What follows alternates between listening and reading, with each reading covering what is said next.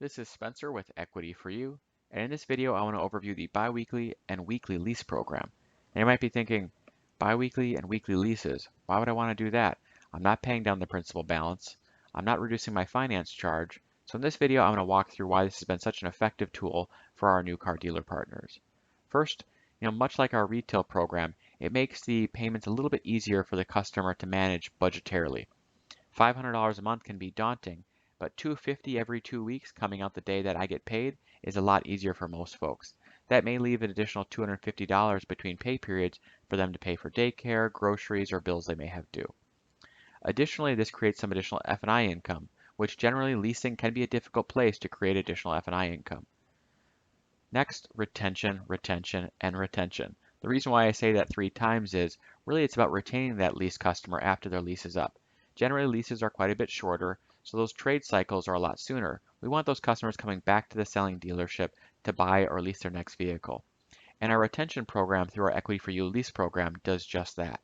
Those extra half payments throughout the term of their lease will be put into a savings account.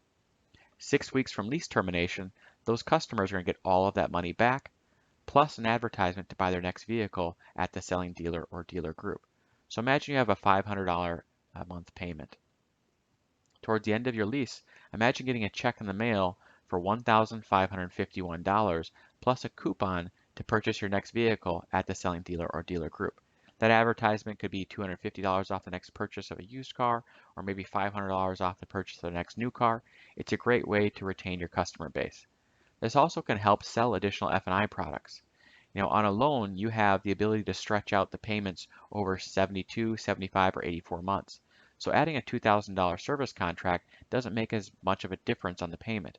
However, when we're dealing with really short terms like 24, 36, or 39 months, adding additional products to the F&I department or to that transaction can be quite difficult because it makes a bigger difference on the customer's monthly payment. This is why the weekly and biweekly product makes it a lot easier for you to sell F&I products in the office. This is a great way to grab attention when advertising against the competition as well. Imagine your competition advertising an incredible deal on a $400 a month lease, and then you advertising $100 a week. Which is going to grab your attention?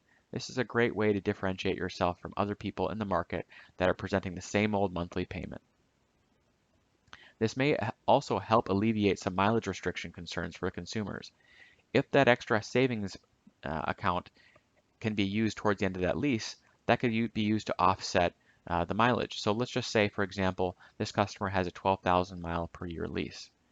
At the end of their lease, in this example, with a $500 a month payment, they would have $1,500, actually a little more than $1,500 to be used to maybe pay some overage that they may incur.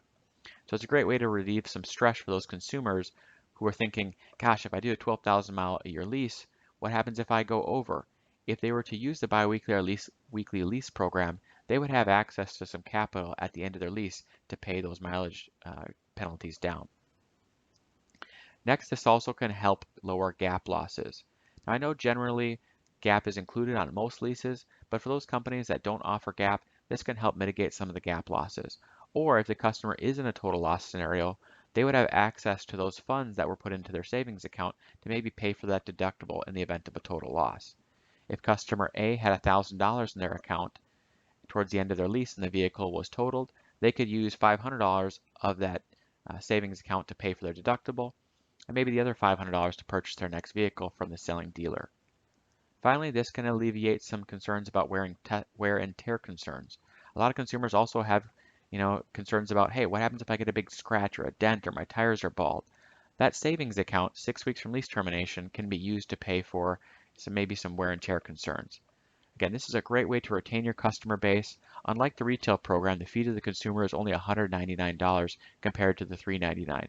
So it's a big benefit for a very small price. And for a lot of consumers, we've seen this be a very effective tool. I appreciate you guys walking through this video with me and look forward to engaging with you on the next video. Thanks.